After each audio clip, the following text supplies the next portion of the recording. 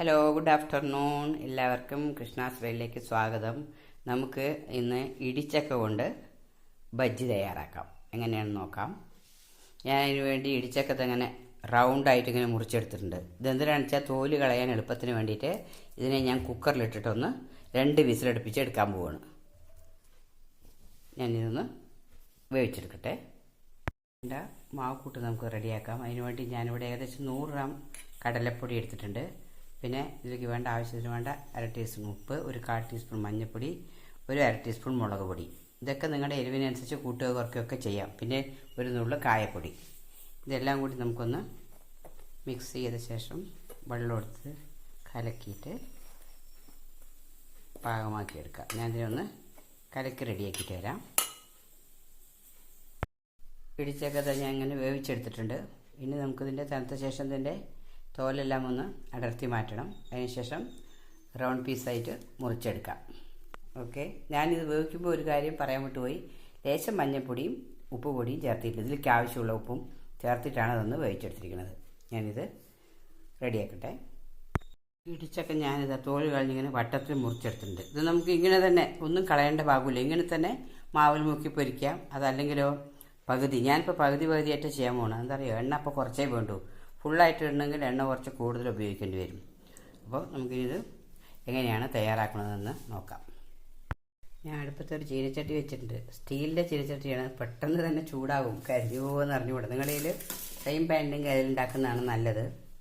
ഞാൻ ഇപ്പോൾ ഇതിനു വേണ്ടി അത് എടുക്കണ്ടെന്ന് കരുതിയിട്ടാണ്. അപ്പോൾ നമുക്ക് എണ്ണ ചൂടായി ഓരോന്നായിട്ട് ഈ ബാറ്ററിൽ മുക്കിയിട്ട് ആദ്യം ഞാൻ റൗണ്ടായിട്ട് തന്നെ ഒന്ന് ഉണ്ടാക്കാമെന്ന് വിചാരിക്കുന്നു.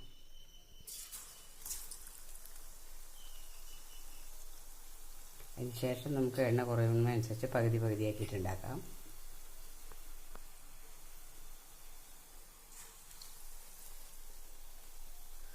എണ്ണം കൂടി ഇട്ട് കൊടുക്കാം.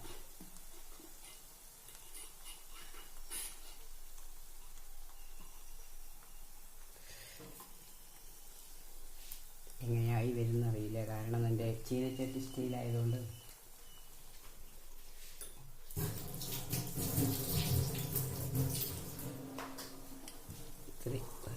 തന്നെ വയ്ക്കാം.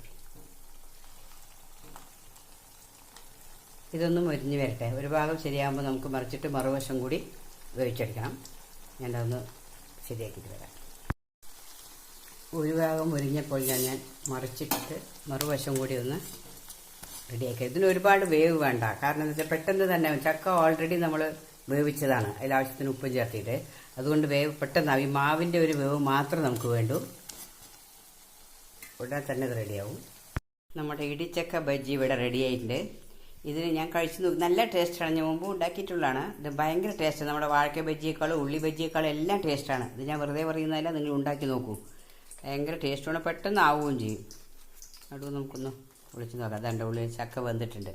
ചക്ക ഓൾറെഡി വെന്തതാണ്. അത് കാരണം ഇതിന് നല്ല ടേസ്റ്റാണ്. നിങ്ങളെല്ലാവരും ഇതൊന്ന് ട്രൈ ചെയ്ത് നോക്കണം. ഇടിച്ചക്ക ശരീരത്തിന് നല്ലതാണ്. അതുപോലെ എണ്ണയൊന്നും അധികം കുടിക്കുന്നില്ല. കണ്ടില്ല, ഇതാ എണ്ണ ഞാൻ അത്ര ഉണ്ടാക്കിയിട്ട് എണ്ണ അങ്ങനെ തന്നെ ഇരിക്കുന്നുണ്ട്. അപ്പോൾ എല്ലാവരും ഒന്ന് ശ്രമിച്ച് നോക്കുക. Thank you for watching.